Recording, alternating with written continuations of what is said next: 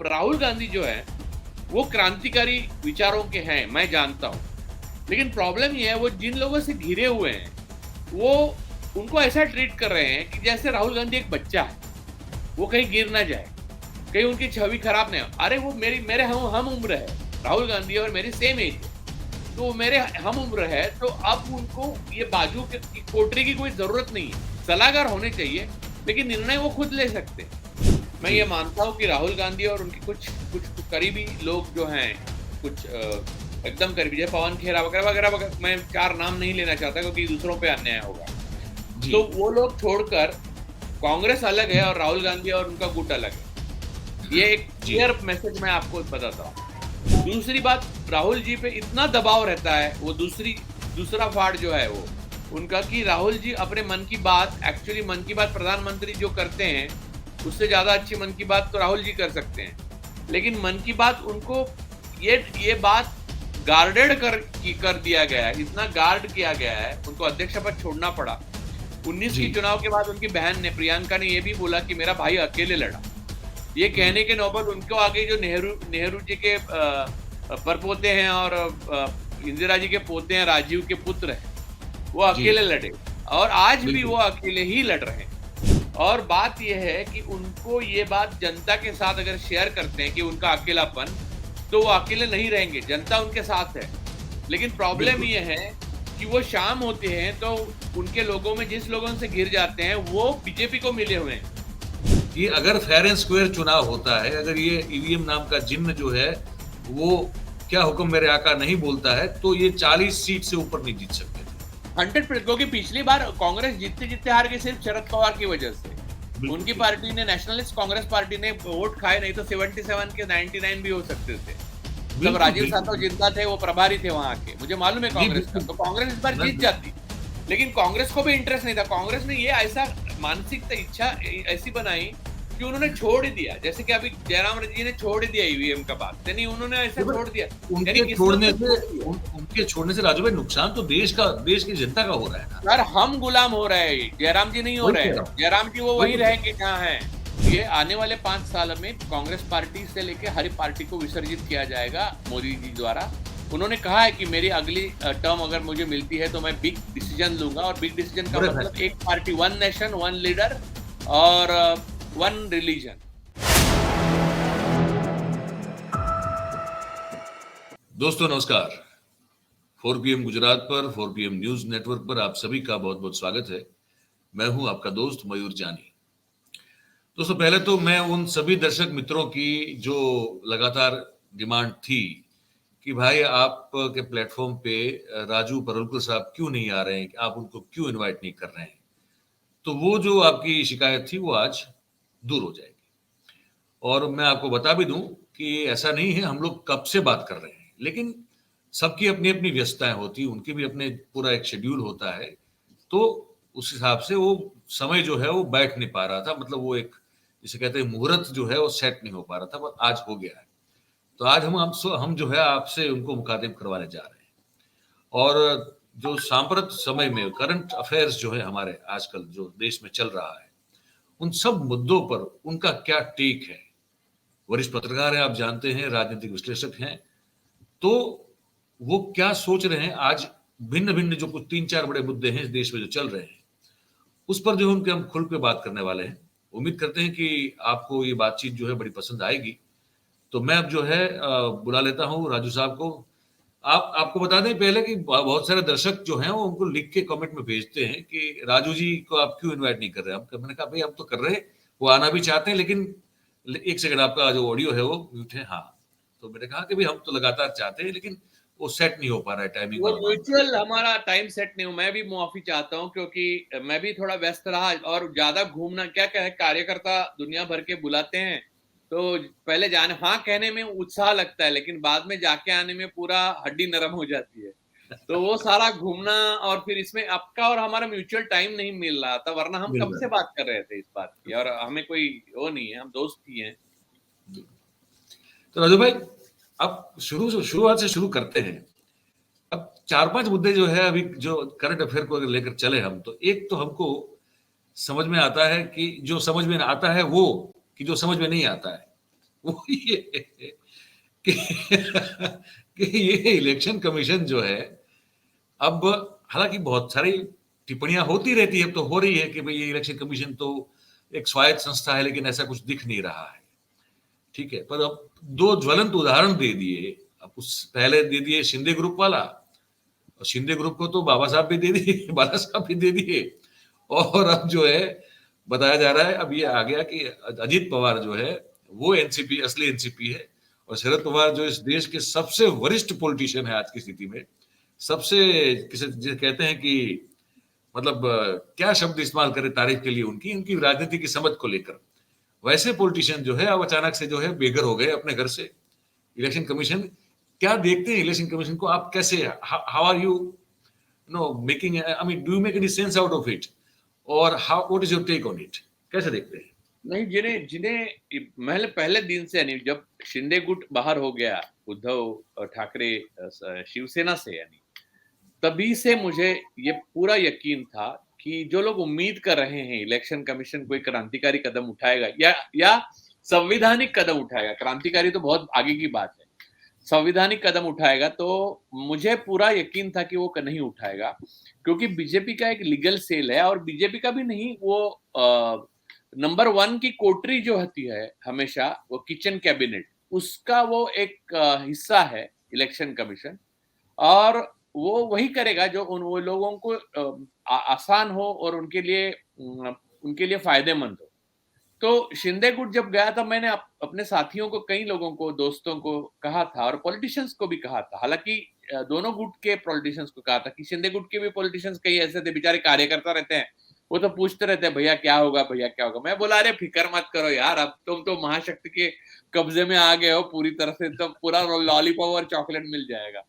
तो मैंने कहा था कि ये लोग पूछते थे कि अरे यार सुप्रीम कोर्ट में अभी आना बाकी है, फिर चुनाव आयोग भी तो है। मैं बोला चुनाव आयोग और सुप्रीम कोर्ट दो दो लॉलीपॉप दे देंगे दोनों को, और वैसे ही हुआ अंततः।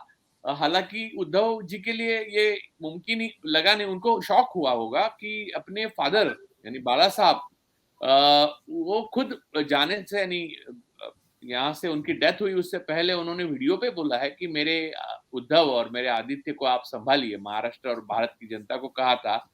तो वो बाला साहब अचानक शिंदे जी के बाला साहब हो गए। तो ये करामात फिर भारत के चुनाव आयोग ही कर सकती हैं। ये असंवैधानिक नहीं, इमोरल भी है, यानी सिर्फ असंवैधानिक नहीं, अनैतिक है। और ये जब भारतीय जनता पार्टी पर्टिकुलरली इस एज की 2014 के बाद और 2014 से पहले, ऐसा भारत का इतिहास का 2 भागों में बंटवारा करना चाहिए। तो भारत 2014 से पहले बहुत कुछ नैतिक था, ऐसा मैं नहीं कहूंगा, लेकिन एक सीमा थी कि जिसके अंदर नहीं आते थे। जैसे कि अभी उत्तराखंड में लिव इन रिलेशनशिप वालों को रजिस्टर करने के लिए कहा गया, तो बेडरूम तक आ गए, तो बेडरूम तक आ गए हैं, तो इतना तो आते नहीं थे। मनमोहन, हमने इतनी सारे वैक्सीन लिए हैं, कभी इंदिरा जी, नेहरू जी या किसी प्रधानमंत्री के फोटोग्राफ नहीं देखे सर्टिफिकेट पे, वरना हमारी पूरा सीना अगर वो चाहते तो पूरा वो टैटू करा देते थे, इंदिरा यहाँ, जवाहर यहाँ, ये वो सब। ऐसा कुछ नहीं किया उन्होंने। खैर हम 20-22 ले चुके थे वैक्सीन, लेकिन एक कोरोना की वैक्सीन बहुत भारी पड़ी, वो विदेश में हंसते थे, देखिए आपकी फोटो है। मैं बोला नहीं, हमारे प्रधानमंत्री जी की फोटो है। अरे यार इधर उनकी फोटो क्या कह के लिए। तो मैं कहा क्या करें भाई साहब, हम इसी देश में पैदा हुए हैं और हमको कोई चारा नहीं है, तो छोड़ देते थे। हंसते भी थे, लेकिन पासपोर्ट ऑफिसर। तो बात यह है कि इमिग्रेशन ऑफिसर, तो बात यह है कि ये सारे दौर से हम गुजरे हैं, तो इलेक्शन कमीशन कौन सा नया है, तो ये यहीं के लोग हैं, यहीं के वो है, और वो यही दिशा देने वाले थे, तो शिंदे गुट को दिया। लेकिन इससे एक प्रेसिडेंस हुआ, यानी अनप्रेसिडेंटेड था ये। तो ये बात है कि 303 में से 200 अगर सांसद मोदी जी के खिलाफ बगावत करते हैं तो पार्टी उनकी हो जाती है, इस प्रेसिडेंट के हिसाब से, इसके समझ लीजिए। क्योंकि पार्टी अलग होती है और आपके पास विधायक और सांसद कितने हैं वो बात अलग होती है, क्योंकि पार्टी इनको एबी फॉर्म देती है। तो अगर ये बात इलेक्शन कमीशन मानता नहीं है और एबी फॉर्म देने वाली पार्टी को आप सीधा, जिनके पास विधायक और सांसद है वो गए हैं कहीं और, तो उनको पार्टी दे देती है, तो बहाल करने की ये बात है। तो ये प्रेसिडेंट से आप 200 अगर सांसद को बीजेपी के तोड़ सकते हैं, तो पार्टी पूरी बीजेपी वो 200 सांसद तोड़ने वाला। कल मैं अगर बीजेपी के सांसद 200 तोड़ दूं तो मोदी जी की पार्टी नहीं रहेगी, बीजेपी मेरी पार्टी हो जाएगी। इससे और तो ये उनका सिद्ध होता है भी मेरा हो ये जो जाए। हुआ। हाँ। ये थियोरेटिकल है, लेकिन ये सच है। अब ये प्रेसिडेंट्स के हिसाब के ये अनैतिक भी है और असंवैधानिक भी है, लेकिन जब तक वो उनके लिए नहीं हो रहा है तब तक वो उनको अच्छा लग रहा है। बात सही है। और वही हाल कुछ कमोवेश सुप्रीम कोर्ट से भी जो है काफी काफी हद तक जो है कुछ मामलों में निराशा प्राप्त होती हुई नजर आती है। अब नहीं, चंद्रचूड़ इसमें साहब। मयूर जी इसमें एक और बात है। आज अजीत दादा के बाद में अजीत दादा ने एक भाषण किया था, वो आप ऐतिहासिक भाषण है। वो शायद अगर आपको यूट्यूब पे आसानी से मिल जाएगा। उसमें उन्होंने कहा था कि उन जब ये दो फाड़ हो गया और शिंदे गुट को सारा मिला, बाला साहब नाम ये वो सब, तब अजीत दादा ने बड़े 56 इंच की छाती करके सीना करके कहा था फुलाकर कि अपनी पार्टी अगर करनी है जा सकते हैं, अपनी पार्टी कर सकते हैं, लेकिन चिन्ह ले लिया, वो बाला साहब को ले लिया, ये कोई बात है? वो अपने दम पे करते। ऐसा अजीत दादा का स्पीच है। अच्छा। आज उसी अजीत दादा ने अपने चाचा को, यानी जो चाचा मैं कहता हूँ 60 साल से इस राजनीति में है, उन्होंने समाजवादी पार्टी बनाई, उसमें से विधायक छोड़ के चले गए, फिर भी वो समाजवादी पार्टी रही। वो बाद में कांग्रेस में आए, लोकसभा में विरोधी पक्ष के नेता रहे हैं कांग्रेस के, वो सबसे बड़े। सिर्फ प्रधानमंत्री छोड़ के वो सब कुछ हो चुके हैं, प्रधानमंत्री और भारत रत्न। तो वो उनकी पार्टी जो है उसको सिर्फ विधायक ले जाने से या नगर सेवक के पार्षद ले जाने से उनके भतीजे को वो पार्टी उसका चुनाव चिन्ह दे दिया गया। अब सवाल ये उठता है कि ये कोई संजोग नहीं है, ये इलेक्शन कमीशन के ना होने का या डिफंग होने का या किचन कैबिनेट के हिस्सा होने का सबूत है। तो हमें ये पकड़ के चलना चाहिए इलेक्शन कमीशन है ही नहीं। तो अब लोग जो ईवीएम ये बात करते हैं ना, तो उनको समझना चाहिए कि उसके बीच में एक दीवार होती है हर चीज के, कि इलेक्शन कमीशन इंडिपेंडेंट बॉडी जो सेशन के टाइम में लगती थी, वो है ही नहीं है अब। तो आपको सब आपके हाथ में लेना चाहिए जनता को, ये बात है। आप सुप्रीम कोर्ट के बारे में कुछ पूछ रहे थे? हाँ, तो मैं मतलब ये अगर ये देखिए, अगर पहले तो ये सब गए थे सुप्रीम कोर्ट में, चाहे शिंदे और वर्सेस उद्धव ठाकरे वाला मामला हो या अजित पवार वर्सेस शरद पवार वाला मामला हो, तो वहां से डायरेक्शन मिला कि ये तो इलेक्शन कमीशन करेगा। यही हुआ था ना। तो ये जो मामला था, सभापति के पास उन्होंने भेज दिया बॉल, और सभापति के पास, और तो वहां से स्ट्रक्चर ऐसे रूल मारे कि जैसे कि पूरी फुल प्रूफ स्ट्रक्चर मारे, ये गलत है, वो हाँ गैर कानूनी है, जैसे कि बाबरी मस्जिद के बारे में। लेकिन सुप्रीम हाँ कोर्ट का एक रवैया रहा है, वो भी इस कैबिनेट का हिस्सा है, लेकिन वो किचन कैबिनेट का, लेकिन उनमें एक अलग सी बात खासियत है। वो ये खासियत है, they increases the desire and takes away the performance. तो आपकी वो डिजायर बढ़ा देते हैं धीरे धीरे, और आपको लगता है कि अब चीफ जस्टिस कुछ बोले हैं, टिप्पणी की है, जैसे कि परसों उन्होंने टिप्पणी की थी परसों जो चंडीगढ़ के किया। इलेक्शन में। वो परफॉर्मेंस का टाइम आ गया तो सैटरडे संडे और फिर बेला त्रिवेदी जी के पास सारी केस चली जाती है, और बाद में उसका बस खत्म। वही जो होता है जो इलेक्शन कमीशन में हो, चुनाव आयोग में हो। तो क्योंकि उम्मीद उम्मीद एक थी उनके, मतलब उनका जो ट्रैक रिकॉर्ड है वो सबसे था, और 2.5 साल के आसपास का कार्यकाल, तो लगा कि कुछ सुनी जाएगी देश में। जो हम लोग जो चीख रहे हैं संविधान की जो दुर्गति हो रही है उसको देखकर, और जो नागरिक अधिकार जिस तरह से हनन किए जा रहे हैं सबको देखते हुए, पर वहां भी अब आप जैसे कह रहे हैं कि डिजायर बढ़ा देते हैं, लेकिन परफॉर्मेंस पर बात आती है तो फिर टिप्पणी उनकी डिजायर बढ़ाने के लिए होती है, लेकिन बाद में परफॉर्मेंस, उनका जो निर्णय आता है वो परफॉर्मेंस को पूरा बैंड बजा देता है। तो ये दूसरी बात क्या है कि उनकी पहले की जो ट्रैक रिकॉर्ड है ना, देखिए जब देश में सब आबाद है, संविधान को माना जा रहा है, अब अपना हमारे देश का मनमोहन सिंह के सेकंड कार्यकाल में, दूसरे कार्यकाल में इंडिपेंडेंस यानी स्वतंत्रता 73% थी दुनिया में, जो मापी गई तो उसको 73% थी। ऐसे वक्त पर आपका बहुत अच्छा होना, अपराइट होना और बहुत सख्त होना वो कोई बड़ी बात नहीं है। बड़ी बात नहीं देखिए थी। चंद्रचूड़ साहब हो, दीपक मिश्रा साहब हो, गोगोई साहब हो, इन लोगों को ये सब करना कोई बड़ी बात नहीं है। आपके चरित्र की कसौटी तब लगती है जब आपके इर्द गिर्द पूरा अंधेरा हो, पूरे नाजी और फैसिस्ट लोग बैठे हो सत्ता में, और आप अकेले हो जो आपके ऊपर जिम्मेदारी है इस संविधान और ये लोकतंत्र का दीप जलाते रहने की। और उस वक्त आप पास होते हैं या फेल होते हैं, इसके ऊपर इतिहास आपके बारे में अच्छा या बुरा लिखेगा, right you are right side of the history और wrong side of the history. तो अब मुझे ऐसा लगता है कि सुप्रीम कोर्ट के जजेस है, चीफ जस्टिस है, अभी पीछे के हम सब ट्रैक रिकॉर्ड से देखा जाए तो थोड़ा थोड़ा सा अपवाद मैं रमन्ना साहब का करूंगा, क्योंकि उन्होंने एक ऐसा फैसला दिया था जिसके वजह से महाविकास आघाड़ी की सरकार आ गई थी महाराष्ट्र में, याद कीजिए।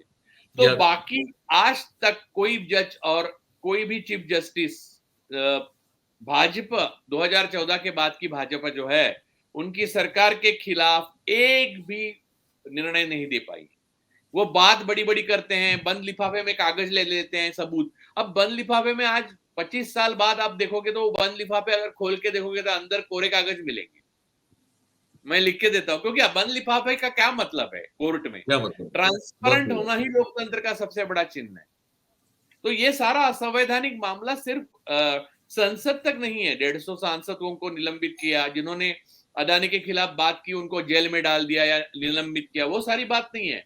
ये बात चुनाव आयोग और सुप्रीम कोर्ट के निर्बल और चरित्रहीन होने की वजह से हुआ है। बहुत सही ये बात। लोग कैरेक्टरलेस हैं और इनको डर है। और उनमें से जो जिसने धीरज रखा, जैसे कि सीबीआई के जज थे लोया, उन्होंने जी। धीरज रखा तो उन्होंने उनकी शहादत दे दी। और उनको लगता होगा अगर उनके मृत्यु के समय कि मेरे जो साथी हैं ऊपर बैठे हुए हैं सुप्रीम कोर्ट में, वो मुझे न्याय देंगे, तो यही चंद्रचूड़ साहब ने उनको न्याय दिया है कि उनकी नेचुरल डेथ हुई। उसके ऊपर निरंजन टकले की किताब है, आप जरूर पढ़िएगा। बिल्कुल। वो, हाँ, वो मैंने उस किताब के बारे में बहुत कुछ सुना है, मैं पढ़ नहीं पाया हूँ, लेकिन मुझे जरूर पढ़ना बाकी पढ़िएगा। है। जरूर जरूर जरूर पढ़ूंगा मैं उस चीज को, बिल्कुल पढ़ूंगा। तो अब थोड़ा यहाँ से आगे निकलते हैं। अब या एक ये, मिनट मयूर जी, इसमें इसमें हाँ एक मिनट में एक मिनट एक ऐड करना चाहूंगा। तो हाँ, अब तब से एक पैटर्न हो गया, दो पैटर्न हो गए। पूरी जुडिशरी के लिए दो पैटर्न में बट गई। एक एक तो लोया पैटर्न और दूसरा गोगोई पैटर्न। गोगोई पैटर्न में क्या हुआ कि आपके ऊपर यौन शोषण का आरोप हुआ, उसका आप ही खंडपीठ के अध्यक्ष हो और आपकी ही नीति ने आप ही ने अपने को निर्दोष साबित कर दिया। आप ही ने राम मंदिर की जगह दे दी और आप ही ने राम मंदिर बनाने का फैसला भी दे दिया, जबकि आप स्ट्रॉ नहीं दे पाई स्टेन स्वामी को। और बाद में आप उसके बाद रिटायर होते ही आप सांसद बन गए बीजेपी के, यानी क्विड प्रो क्यो जैसा हो गया। तो ये मॉडल गोगोई मॉडल है और एक लोया मॉडल है। तो लोया मॉडल की तरफ कोई जाने का चाहता नहीं है और हर कोई गोगोई मॉडल को पकड़ के बैठा है। तो ये कुल मिला के अपने 2014 के बाद में अगर भारत के न्यायालय की और जुडिशरी की हिस्ट्री अगर लिखी जाए तो ये दो मॉडल के बीच में लिखी जाएगी। और इस मॉडल के नीचे कुछ भी नहीं आएगा, लोया मॉडल के नीचे और गोगोई मतलब मॉडल के नीचे नाम आएंगे। आपको लोया मॉडल फॉलो करने वाला कोई भी जुडिशरी में दिख नहीं रहा है अभी तक? नहीं दिख रहा है। जैसे कि आप ये बात तो मुझसे ज्यादा बहुत लोग बोल रहे हैं, जैसे दुष्यंत दवे साहब है, उनसे आप बात करिए, कभी उनसे भी मुलाकात यहाँ पर इंटरव्यू करिए तो वो बताएंगे कि लोया मॉडल जैसा हिम्मत से कोई काम करने वाला मिल रहा है, दिख रहा है, नहीं रहा है। मैंने बोला जैसे रमन्ना साहब जब चीफ जस्टिस थे तो एक निर्णय उन्होंने ऐसा दिया था जिसकी वजह से वो सुबह की जो शपथ थी देवेंद्र जी। जी और अजीत दादा की, वो ये हो गई, वो नल एंड वॉइड हो गई और उनको रिजाइन नरेंद्र करना मोदी। पड़ा। वो एक अपवाद छोड़ा तो बाकी कभी किसी ने भी कोई भी ऐसा, अरुण मिश्रा साहब ने तो ऐसे ऐसे निर्णय दिए हैं जो मानवाधिकार के अभी अध्यक्ष हैं, खैर अदानी के पक्ष में ऐसे निर्णय दिए हैं कि वो पढ़ने लायक, आगे आगे पढ़ाए जाएंगे वो किताबों में कि डिसीजन, यानी यानी हाइपोथेसिस से लेके कंक्लूजन तक आते आते आप कैसे बदल जाते हो और आप एक निष्कर्ष वो निकालते हो जो हाइपोथेसिस से वो पूरी जर्नी में है ही नहीं। तो वो सारी चीजें जो मैंने खुद पढ़ा है इसलिए मैं बोल रहा हूँ ये बात। तो जो ये वो एक जो अपना अलग ही समय है। वो जो 5 जजेस ने प्रेस कॉन्फ्रेंस कर दी थी, उसके बाद कुछ उसको फिर उसके बाद मैंने फॉलो अप नहीं किया है। वो क्या हाल है फिर? मुझे लगता है उसके बाद जो प्रशांत भूषण कहते हैं, क्योंकि मैं तो इनसाइडर नहीं हूं, मैं वकील नहीं हूं, ना ही मैं सुप्रीम कोर्ट का कोई हिस्सा हूं, लेकिन प्रशांत भूषण को अगर कोट करें तो वो कहते हैं कि ये सरकार पेगासस लगाकर इनके सारे call records, call details, history, ITR records, इनके जो रिलेशन में जो भी है लोग, उनकी सारे संपत्ति, अप्रोप्रिएट, डिस्प्रपोर्शनेट, सारे संपत्ति के ब्यौरा, सारा सब कुछ फाइल बना के रखती हैं और इनको डराती है। और वो उससे भी कोई डरे नहीं तो फिर लोया मॉडल तो है ही सामने। तो फिर उससे क्या होता है, आदमी, इंसान, बहुत सारी जिम्मेदारियां होती है उसके ऊपर। और वो भी इंसान है, वो टूट जाता है। तो वो तो जमाना गया जब भगत सिंह, नेहरू, आजाद, पटेल और गांधी जैसे लोग थे जिन्होंने आजादी हमें दिलवाई। इस दिन के लिए नहीं दिलवाई थी खैर, लेकिन उन्होंने दिलवाई। और वो महात्मा गांधी तो हमारे राष्ट्रपिता है, वो तो गुजरात से ही आते थे। लेकिन अब गुजरात का नाम लिया तो जो लिस्ट बनती है, उस लिस्ट से भारत देश में लोग पूरा पैटर्न को ही बदल दिया। वो गुजराती पैटर्न ऐसा बोलते हैं, महाराष्ट्र से लेके उत्तर प्रदेश से लेके केरला तक। तो ये एक अलग दौर है, सररियल लगता है। कभी कभी मुझे लगता है कि मैं वास्तविक जीवन जी रहा हूं या काल्पनिक। असल में भैया मैं ऐसा सोचता हूँ कि यार ये हो रहा है एक्चुअली, ऐसी बात की है तो एक्चुअली जज ने ऐसा कहा, नहीं नहीं नहीं ऐसा नहीं कहा होगा, ऐसा निर्णय दिया है। जब बाबरी का निर्णय आया तो मुझे बड़ा आश्चर्य हुआ। मैंने मैंने वो पढ़ा पूरा। आप उसका 907 नंबर का पेज पढ़िए।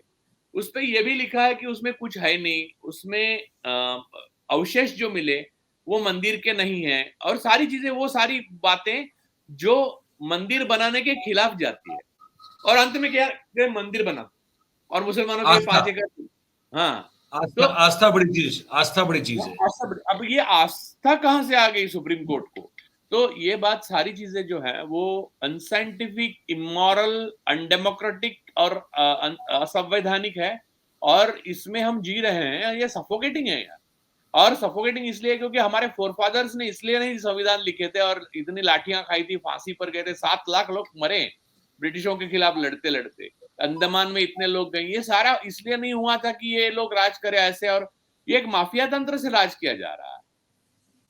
यानी वो क्या, सर्वदेव नमस्कार केशवम प्रतिगच्छति, तो केशवम ये प्रतिगच्छति का मतलब केशव बलिराम हेडगेवार इन्होंने ले लिया है। तो अब दूसरे मुद्दे पे चलते हैं जो आजकल और बड़ा महत्वपूर्ण भी है, और हम 4PM पर उसको तकरीबन 1.5 साल से उठा रहे हैं, 1.5 साल से उठा रहे हैं। वो मुद्दा है ईवीएम का, जो कि आज बहुत उस पर आंदोलन सा भी थोड़ा खड़ा हो रहा है और वोकल हो रहे हैं लोग। अब ईवीएम, जो कि मुझे और आपको एक नागरिक होने के अधिकार के नाते, राजू भाई, सिंपल सी बात है ना कि मैं आपको, अगर आप कैंडिडेट है, मुझे आप जिस पार्टी के कैंडिडेट है तो वो पार्टी भी पसंद है और आप बतौर कैंडिडेट भी पसंद है, तो मुझे आपको वोट देना है। अब वो मशीन जो है उसमें तो आपकी पार्टी का चिन्ह है, आपका नाम लिखा हुआ है, ठीक है, और बाजू में एक बटन है। वो बटन में दबाता हूं तो जो बगल में एक जो वीवीपैट है, उस वीवीपैट में एक चिट्ठी दिखती है सिर्फ, ठीक है। वो वो दिखती है, उसके 7 बाद वो सेकंड के हाथ लिए, में, वो 7 सेकंड के लिए। 7 सेकंड के लिए दिखती है। फिर वहां अंधेरा छा जाता है, उसके बाद अंदर क्या होता है किसी को नहीं पता। और फिर वो चीज कहाँ जाती है वो भी मुझे, एज ए वोटर तो मुझे नहीं पता, ठीक है। किसी को नहीं तो पता। ये तो अब पूरा अनडेमोक्रेटिक मामला नहीं है क्या? ये कैसे इस तरह से वोटिंग हो सकती है? वोटिंग का जो मेरी समझ जितनी है, जो मैं पढ़ रहा हूं अभी भी, जो उसमें यह है कि मतदाता को ये पूरा अधिकार है कि वो किसको वोट दे रहा है, वो उसको पता चले पूरी प्रोसेस खत्म होने तक। तो ये कैसे ये मशीन का नहीं, क्या मैं दो मतलब? दो बातें बताना चाहता हूँ कि इसके इसके इसके ऊपर कन्नन गोपीनाथ थे, आईएएस ऑफिसर, उन्होंने जी रिजाइन जी किया था, उन्होंने जी पहली बार आवाज उठाया था। जी बिल्कुल। और इसमें अभी रिसेंट एक करण थापर ने इंटरव्यू लिया, उनको जानते हैं हम, ट्यूलिप के सीईओ हैं और बराक ओबामा साहब के वो सलाहकार रह चुके थे। जी जी तो जी। उन्होंने बड़ी आसानी से बातें कही और बहुत बहुत क्लियर बात है। एक तो हम्म मैं आपको बताता हूँ, ईवीएम के खिलाफ मैं तब भी था जब कांग्रेस सत्ता में थी। अब हम्म। मैं इसको विस्तार से बताता हूँ, सारी चीजें जो लोगों के लोग नीचे दिखते हैं ना, शंकाएं, तो उसका सारा समाधान करता हूँ। पहली बात तो ईवीएम और वीवीपैट और 3 चीजें जो हैं वो उससे गुजरता है। आपका वोट अगर जाता है ईवीएम को, ईवीएम हाँ में वो वीवीपैट में जाता है, वीवीपैट वो 7 सेकंड के बाद गायब हो जाता है। फिर वो हाँ। काउंटिंग के लिए अगर आना चाहिए, ऐसा मांग है, ऐसी मांग है, जयराम रमेश कहते हैं हम्म, उतना हमें हमारे लिए काफी है। बेसिकली आप जिसको वोट देते हो उसको डायरेक्ट वोट जा रहा है, इतना ही डेमोक्रेटिक है। उसके बाद जो भी होता है वो अनडेमोक्रेटिक, पहली बात। बिल्कुल सही बात, तो बिल्कुल सही बात। असंवैधानिक है। तो जयराम रमेश जी जो बात कर रहे हैं कांग्रेस के, वो उनकी लिए इंटेलेक्चुअल लग्जरी हो सकती है, लेकिन वो अनडेमोक्रेटिक, वो तब भी अनडेमोक्रेटिकली बात कर रहे थे और असंवैधानिक रूप से। ये असंवैधानिक है, वीवीपैट से कुछ नहीं होता। दूसरी बात यह है कि आपके 4 इंडिपेंडेंट डायरेक्टर बीजेपी के बैठे हुए हैं, ये भी अब दिखाई दिया। तीसरी बात बीईएल यह में, है, भारत हाँ, इलेक्ट्रॉनिक्स अंदर लिमिटेड में चार, जिस, हाँ, चार चारों चारों चार भारत इलेक्ट्रॉनिक्स लिमिटेड में चारों बीजेपी के राजकोट के अध्यक्ष है उसमें आपके। हाँ, शामली तो में खाचरिया है ना हमारे, बिल्कुल। हाँ हाँ हाँ, तो हम्म, बात यह है उसके अंदर एक चीप रहती है, वो उसके हिसाब से उसके अनुसार कई बार चीजें इस तरह से बदली जा सकती है, और वो हैक नहीं किया जा सकता क्योंकि उसमें वाईफाई नहीं है, लेकिन प्रोग्राम उसको प्रोग्राम किया मैनिपुलेट जाता 100%, वो देशपांडे साहब ने भी वही कहा और कन्नन भी वह करके वो मैनिपुलेट किया जा सकता है, और वीवीपैट को भी काउंट करने का कोई मतलब बाद में बचता नहीं, है, क्योंकि बिल्कुल। वीवीपैट और इसका आप फिर सुप्रीम कोर्ट में जाएंगे, उसकी लड़ाई होगी, तब तक 5 साल असंवैधानिक प्रधानमंत्री राज करके चला जाएगा। जी, तो बिल्कुल। ये सारी जो चीजें हैं उसको सीधा करने का एक ही मतलब है कि आप बाइकआउट करिए इलेक्शन और कहिए कि बैलेट बॉक्स पे नहीं होता, तब तक हम ट्रांसपेरेंट इलेक्शन। देखिए आप चंडीगढ़ में क्या हुआ, बैलेट बॉक्स पे जी, इलेक्शन था, इसलिए टिप्पणी तो करनी पड़ी चंद्रचूड़ साहब को। जी, अगर ये बिल्कुल। ईवीएम पे होता तो वो भी नहीं करते, वो तो बेला के फूल चढ़ जाते फिर।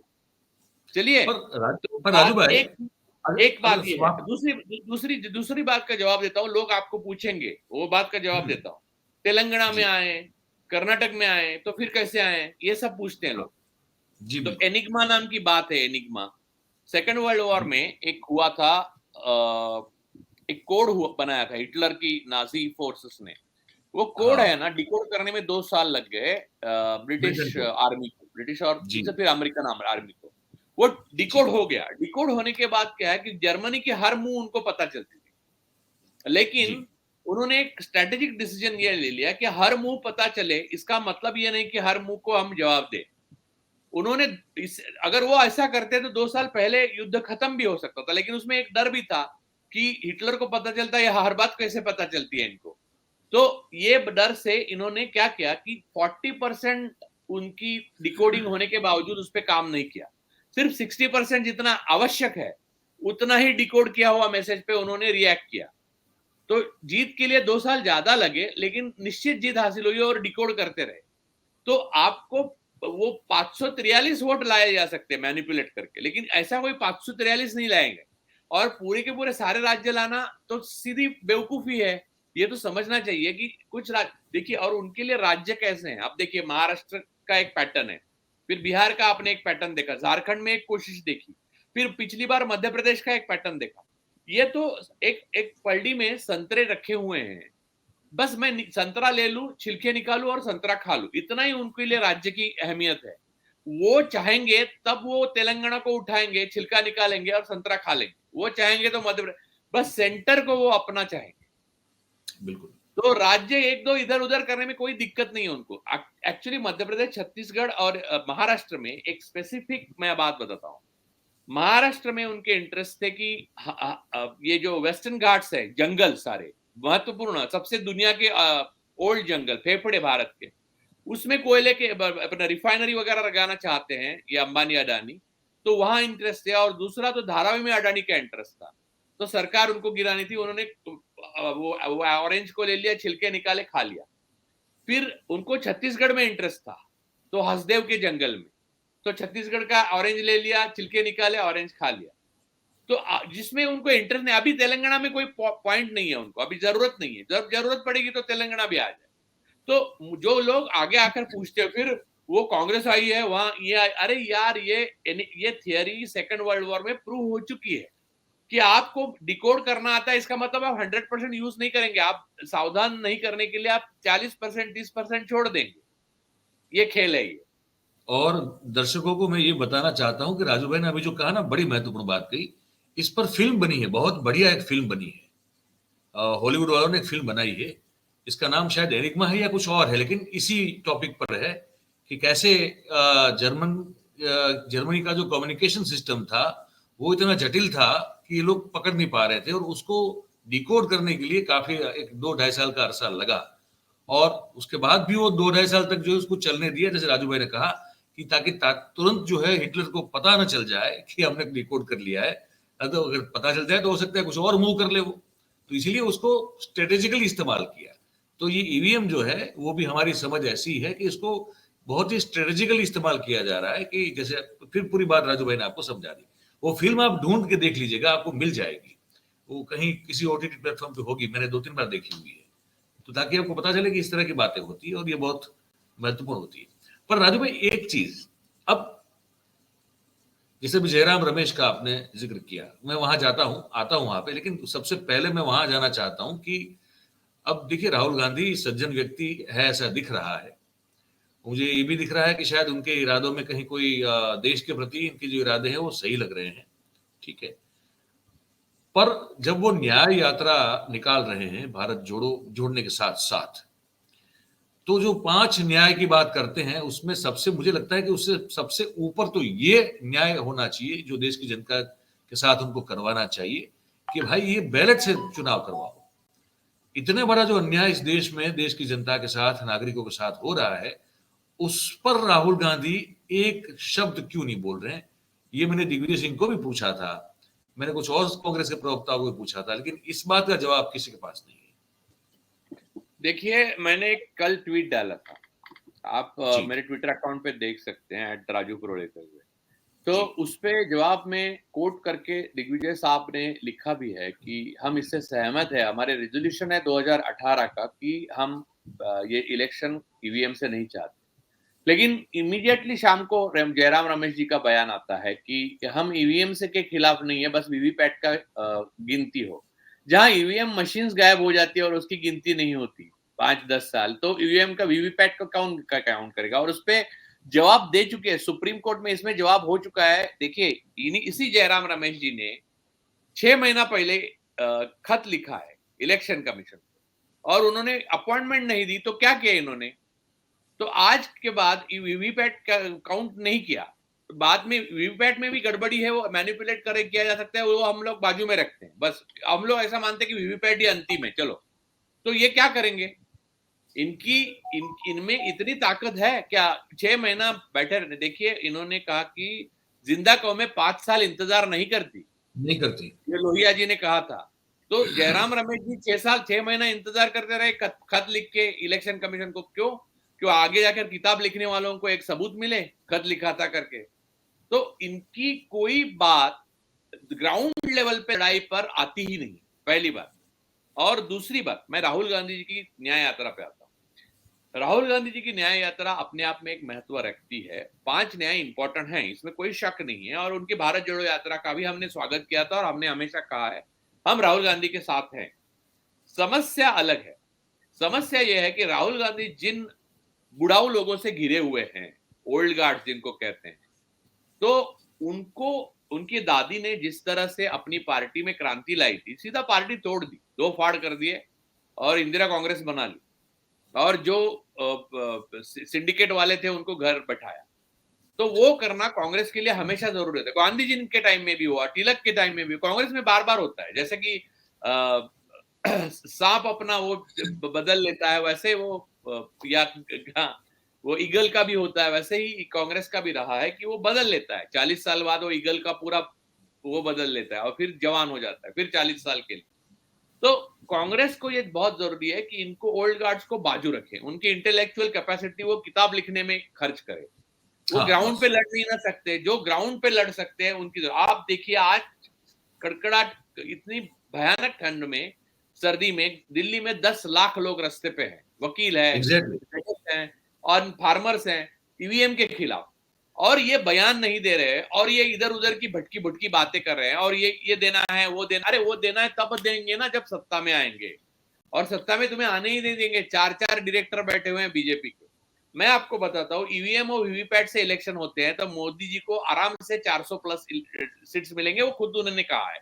उन्होंने कहीं संकोच नहीं किया, उन्होंने नंबर ही पहले बता दिया। तो मनोज झा साहब जो है आरजेडी के, उन्होंने कहा कि ये बिना ईवीएम सेट किए मुमकिन नहीं है। तो नहीं है, कैसे कर सकता है? आप कुछ भी कहो उनको, पर उन्होंने 10.5 साल में जवाब नहीं दिया आपके हर किसी सवाल का। पत्रकार के पहले प्रधानमंत्री है, तो उनको कुछ फर्क नहीं पड़ता, क्योंकि ये कुछ करने वाले नहीं। ये खत लिखेंगे, एक खत लिखेंगे और चुप बैठेंगे। तो ये खत लिखने वालों का काम नहीं है। ये आजादी की लड़ाई है और वो लड़नी पड़ेगी। आपको आजादी खत लिख के नहीं मिली थी। खत लिखना एक इसका कंपोनेंट है छोटा सा। बाकी बहुत सारी जो लोग कर रहे हैं, बस आपको उसका समर्थन करना है। अब राहुल गांधी जो है वो क्रांतिकारी विचारों के हैं, मैं जानता हूं।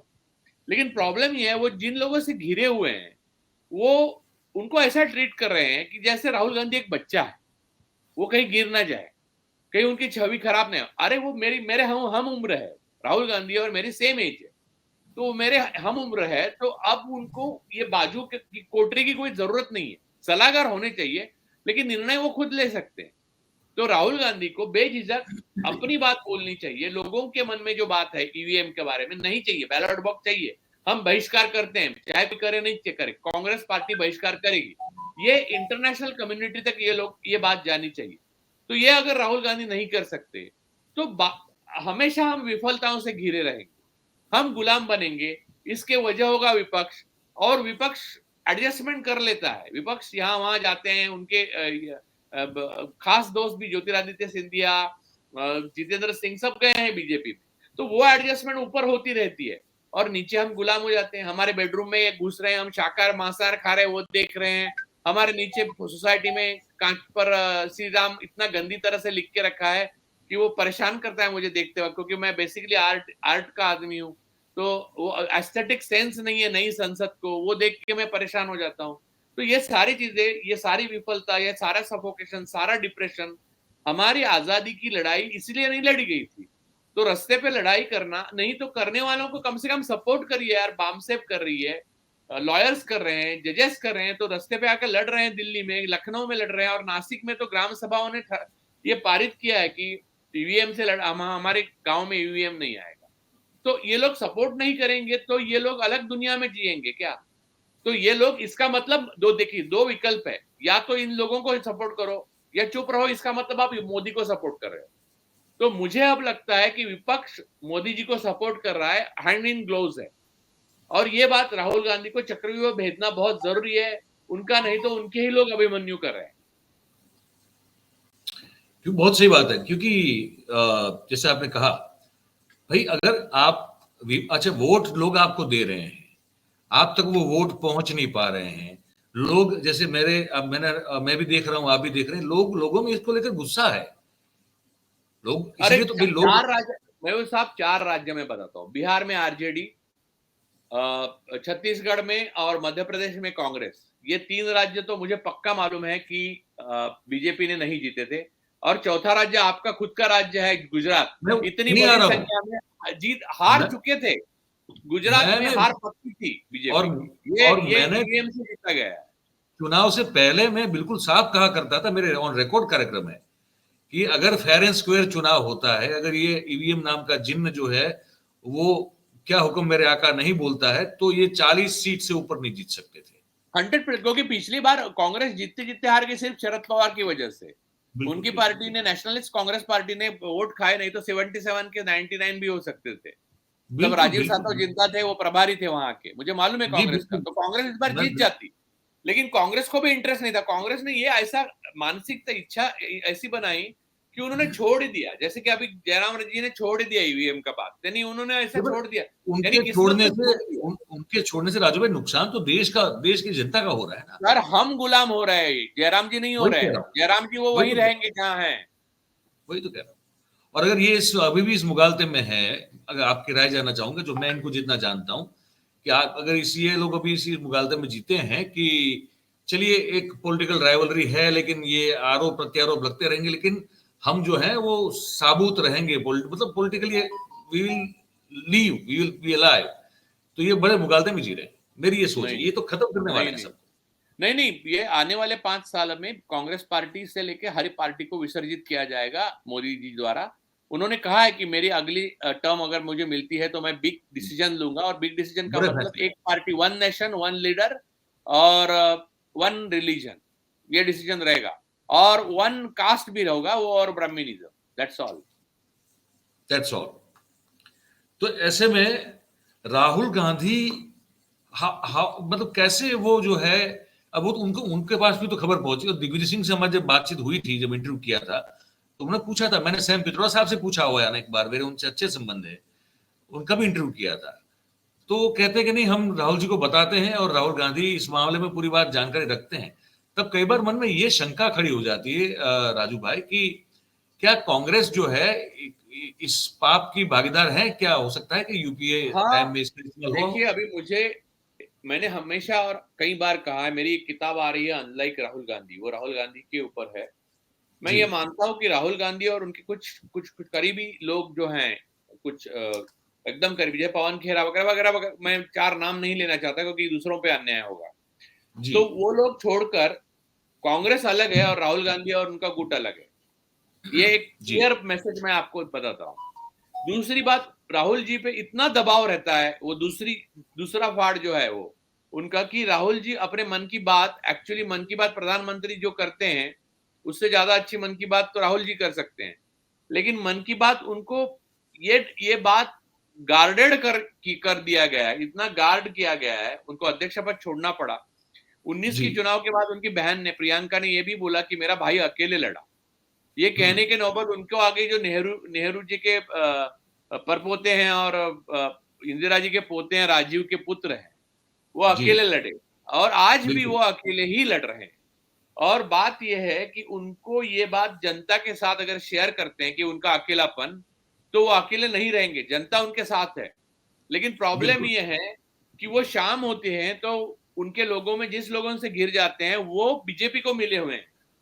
देखिए, आरएसएस मैदान में नहीं, मन में होती है, और जी। आधे कांग्रेस के मन में आरएसएस है, और वो नेहरू के समय से है, और नेहरू जी जानते थे इस बात को, पटेल जी। जी जानते थे। पटेल, देखिए नेहरू और पटेल जी के बीच में एक लेटर हुआ, मैंने नेहरू जी पे लेख लिखा है, और वो मेरे इंग्लिश में भी है और वो मेरे ब्लॉग पे है। तो उसमें जी। पटेल, सरदार वल्लभ भाई पटेल ने ये कहा था कि आरएसएस पे जो बंदी हमने डाली है, बैन डाल किया है आरएसएस को, वो हमें कभी नहीं उठानी चाहिए, क्योंकि आरएसएस एक ऐसा संगठन है जो आतंकवादी संगठन है और इस देश को भ्रमित और नष्ट कर देगा, एकता को।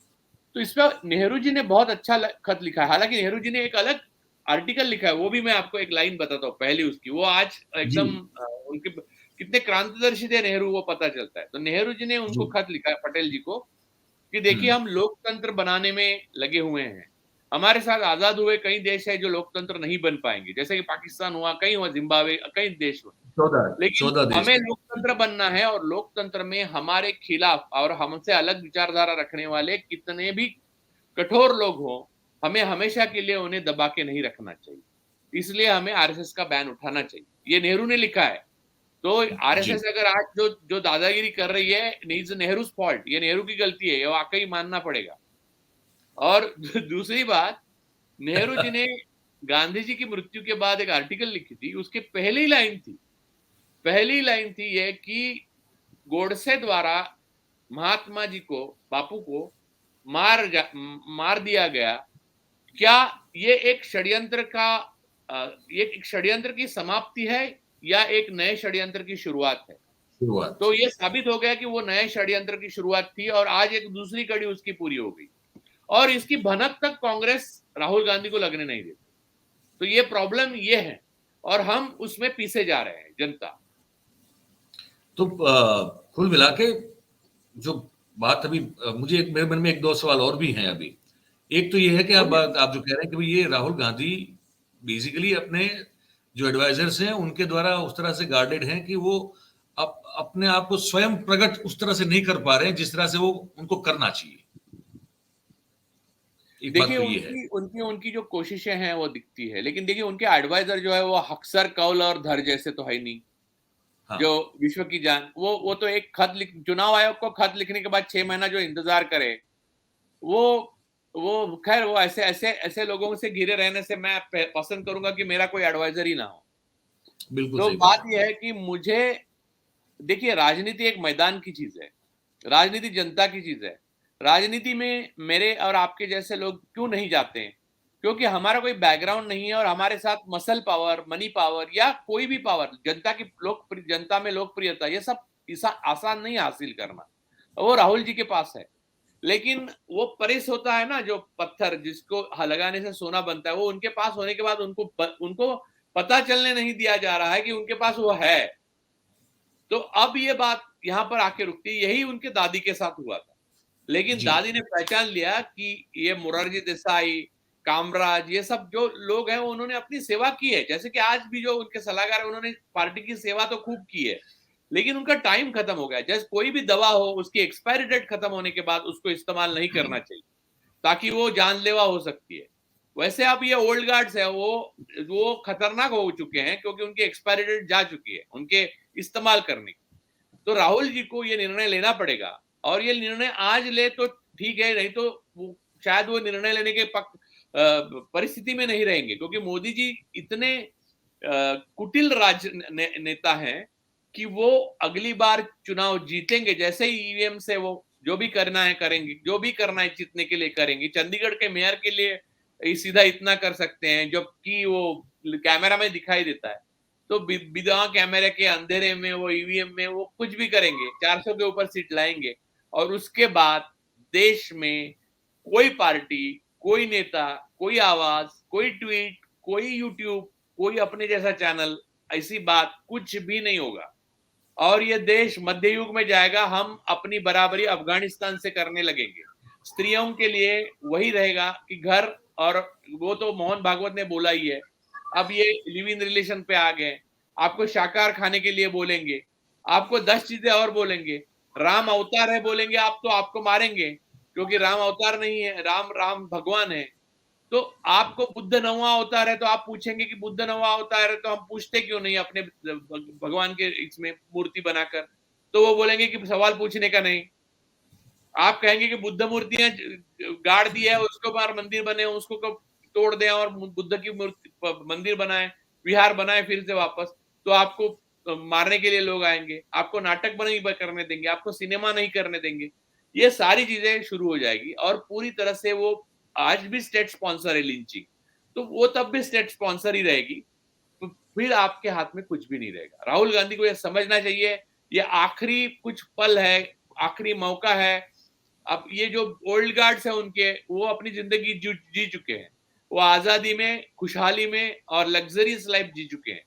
अब जनता जो पीस रही है, उसके लिए कुछ करना है तो अभी करिए, और लोग जो ईवीएम के खिलाफ आंदोलन कर रहे हैं उसको डेमोक्रेसी का आंदोलन बनाइए और उसमें खड़े हो जाइए डटकर। आखिरी सवाल, आपने कहा कि बॉयकॉट करना चाहिए, पर ये तो फिर अगर बॉयकॉट कर दिया जाए तो इनके लिए तो और आसान रास्ता हो जाएगा। वो तो कहेंगे कि हम तो लड़ेंगे, आपको नहीं लड़ना है तो मत लड़ो। या जनता अगर वोट ही नहीं देगी तो ऐसा तो नहीं होगा सब वोट नहीं देंगे, जितने वोट मिलेंगे उससे जीत जाएंगे। मैं बताता हूँ, मैं आपको इसका जवाब बताता हूँ। मुझे कई बार पूछा गया, मुझे बांग्लादेश का उदाहरण भी दिया गया कई बार। हाँ वो है। हाँ, मैं बताता हूँ। भारत बांग्लादेश नहीं है, भारत एक सबसे बड़ा लोकतंत्र है, सबसे बड़ा लोकतंत्र है। एक पहली बात, भारत की आबादी दुनिया में सबसे ज्यादा है। यहाँ की ऑपोजिशन पार्टियां, जो मेन ऑपोजिशन पार्टियां हैं, वो एक महत्व रखती है पूरे इंटरनेशनल कम्युनिटी। वो किसी चीज का बहिष्कार करती है तो पूरा इंटरनेशनल कम्युनिटी हिल जाएगी। तो ये लोग डमी उम्मीदवार खड़े करके चुन के आते हैं तो संवैधानिक नहीं बनेंगे। मोदी जी इस स्थिति में भी प्रधानमंत्री अगर बनने हैं और उस स्थिति में भी प्रधानमंत्री बनने, तो मैं चाहता हूं कि उस स्थिति में बने ताकि वो असंवैधानिक प्रधानमंत्री हो। और फिर मैंने इसके बहुत सोचा है, मैंने गहनता से सोचा है, और बहुत मैंने इतना इसके ऊपर विचार किया है कि फिर क्या होता है कि मेन पार्टी जो इंडिया अलायंस में थी, जो अभी है, जो बची हुई है, उन्होंने अगर बहिष्कार कर दिया, कहा कि बैलेट बॉक्स पे ही लाइए, नहीं तो इलेक्शन पे हम नहीं आएंगे, और मोदी जी ने वो झूठ मूठ का इलेक्शन करा दिया और वो जीत गए और पूरा गुलाल उलाल हो गया, लेकिन वो भारत के प्रधानमंत्री नहीं कहे जा सकते, क्योंकि उनके खिलाफ पिछले इलेक्शन में 63% वोट्स मिले हैं, और वो 63% वोट्स रिप्रेजेंट करने वाले लोगों ने साथ ही नहीं दिया उनका इलेक्शन लड़ने के लिए। ये नुरा कुश्ती हो गई। तो फिर इंटरनेशनल, देखिए किसान आंदोलन जीता क्यों? क्योंकि गावस्कर और अमिताभ बच्चन के ट्वीट की कोई अहमियत नहीं थी उस वक्त, रिहाना और ग्रेटा थनबर्ग की ट्वीट की अहमियत रही। भले दिखाया नहीं गया, टूल किट वगैरह कुछ कहा गया, लेकिन उससे डर गए लोग। तो समझिए कि अगर संवैधानिक प्रधानमंत्री आप गलत तरीके से एक आदमी को बनाओगे, उसको बनने दो प्रधानमंत्री उसके लाठी के बल पर, और फिर असंवैधानिक रहने दो, फिर अपने को संतोष रहेगा कि हम लोकतंत्र हमारे लिए है, 63% हम इंटैक्ट हैं, हम लोकतंत्र में जी रहे हैं, ये हमारे प्रधानमंत्री नहीं है, ये असंवैधानिक प्रधानमंत्री है। उसका बाद में जो है वो आंदोलन में परावर्तित होगा या नहीं, वो देखा जाएगा इतिहास। लेकिन इस तरह से आप पूरा उनका ही साथ दो तो विपक्ष पार्ट ऑफ द प्रॉब्लम हो जाता है। फिर लोगों के लिए विपक्ष नहीं लड़ता, फिर मोदी जी के लिए विपक्ष काम करता है। ये बात समझिए, फर्क है। इससे बेहतर रास्ता ये नहीं है कि विपक्ष जो है एकजुट होकर, ये जो लोग सड़क पे उतरे हैं और हम और आप जो खून जला के हम जो है दिन भर इसके बारे में जो लोगों को जागरूक करने की कोशिश करते हैं, इस आंदोलन में विपक्ष जुड़ जाए अपने कार्यकर्ताओं के साथ। ये आसान रास्ता, ये सही रास्ता नहीं लगता क्या? ये बहुत आसान रास्ता है, लेकिन ये करने के बाद भी अगर मोदी जी नहीं मानते, उनकी सरकार नहीं मानती, मोदी जी मैं इसलिए कह रहा हूं क्योंकि अब कोर्ट भी मोदी जी है, चुनाव आयोग भी मोदी, सब कुछ मोदी जी, तो अवतार भी मोदी जी है, राम भी मोदी, सब मोदी जी है। तो विश्व गुरु है वो, तो वो अगर मानते ही नहीं, जैसे कि उन्होंने किसान आंदोलन में 700 शहादत होने तक माना ही नहीं, तो अब बहुत कम समय रह गया है, वो मानेंगे नहीं। वो इलेक्शन चुनाव आयोग को कहने के लिए मजबूर करेंगे कि ये मुमकिन नहीं। वो सुप्रीम कोर्ट में जाके कहेगा कि वो उन्होंने कहा था पिछली बार वीवीपैट गिनने के लिए 6 दिन लगते हैं और बहुत पैसा लगता है। अरे यार, हम 5 साल सह लेते हैं प्रधानमंत्री जी को, 10 साल सह लिया तो 6 दिन क्या बात है ना? तो बात ये है कि यहां तक ये जो बात है, और किसी भी प्रधानमंत्री को सह लेते हैं, तो बात ये है कि ये आंदोलन करते हैं और नाकामयाब हो जाते हैं तो बहिष्कार करें, आंदोलन करते हैं और कामयाब हो जाते हैं तो वेल एंड गुड, वो लड़ाई लड़े, यानी इलेक्शन लड़े। और मैं एक और बात कहता हूं, मयूर जी आप समझिए, मोदी जी क्यों डर रहे हैं? मोदी जी इतने पॉपुलर लीडर है कि वो ब्राजील, त्रिनिदाद, कहीं और सेनेगल, कहीं से भी चुन के आ सकते हैं, यूएस से भी चुन के आ सकते हैं। इतने पॉपुलर है कि दुनिया में यूट्यूब में उनके जितने फॉलोअर्स नहीं है। तो बैलेट बॉक्स क्या, ईवीएम क्या, हाथ ऊपर करना क्या और आवाज क्या, वो चुन के ही आएंगे। आएंगे तो मोदी जी तो बैलेट बॉक्स से आए ना, क्योंकि राजीव गांधी को 404 आए थे, बैलेट बॉक्स से आए थे। फिर भी उन्होंने किसी को दबाया नहीं, बोफोर्स करने से मना नहीं किया, उन्होंने जेपीसी बिठाई और वो सत्ता से, पद से त्याग करके शहादत होगी बाद में बेचारी उनकी। वो चाहते तो आज गर्भावस्था में ही भाजपा का पूरी तरह से चंदन हो जाता, लेकिन उन्होंने वो नहीं किया, लोकतंत्र की रक्षा की। तो ये मोदी जी का ये बनता है, दायित्व बनता है कि बैलेट पेपर पे ले ले, चलो मैं लोकप्रिय हूं, मैं आऊंगा, मैं अकेला आ सकता हूं। क्यों नहीं कह रहे हैं? अगर भक्त आपके पीछे लगते हैं, अडानी का नाम लेने के बाद, ईवीएम का नाम लेने के बाद अगर भक्त आपके पीछे लगते हैं, तो आप समझ लीजिए कि तोते की जान उसी में है। तोते की जान उस मशीन में है। राजा की जान उस तोते में, और वो तोता जो है वो मशीन है। चलिए, बहुत बहुत हमने जो है 3-4 अलग अलग सब्जेक्ट पर बहुत डिटेल में बात करी और आपने बहुत खुल के अपने विचार रखे। और मुझे लगता है कि बहुत जरूरी और बहुत, अगर अगर जो दिमाग की खिड़की दरवाजे बंद हैं जिनके भी, तो वहां जाके वो टकराएंगे तो शायद वो खिड़की दरवाजे खुल भी जाएंगे। मुझे लगता है कैसा ऐसी एक जो है सार्थक बातचीत आपके साथ हुई है हमारे दर्शकों के लिए। राजू भाई, ऐसे ही आपको आमंत्रित करते रहेंगे अलग अलग मुद्दों पर। हम उम्मीद करते हैं कि आप समय निकाल के प्रस्तुत होते रहेंगे और हम लोग बातचीत करते हैं, क्योंकि ये दौर ऐसा है कि हमारा और आपका बात करना बहुत जरूरी है। और ईवीएम पे इलेक्शन हो गया तो हम अपनी सेल से एक दूसरे से वो थाली बजाकर बात करेंगे। चलिए, बहुत बहुत धन्यवाद, बहुत बहुत धन्यवाद आपका। Thank you, thank you, thank you. तो आपने दर्शकों बातचीत सुनी पूरी हमारी और राजू भाई की, और बड़े बेबाकी से उन्होंने और ऐसे अपनी बात रखते हैं। और पत्रकार वही होता है जो बिल्कुल खुल के बात करे, किसी से दब के बात करे, वो पत्रकार थोड़ी होता है, वो चिंतक या विचारक थोड़ी होता है। जो कोई चोला पहन ले और फिर उस चोले का जो है सिराना जो है कहीं दबा के फिर मुंह में रख के बात करे, वो फिर चाटुकार होते हैं, वो पत्रकार चिंतक विचारक नहीं होते हैं। तो राजू पलरकर साहब ने बहुत खुल के बात की और बहुत बेबाकी बात की, बहुत निर्दयता से बात की। तो आपको इस बातचीत को सुनकर कैसा लगा? आपके मन में जो भी राय बनी हो या जो भी आपकी सोच बनी हो, तो वो आप इस कमेंट बॉक्स में लिख के हमको जरूर से बताइएगा।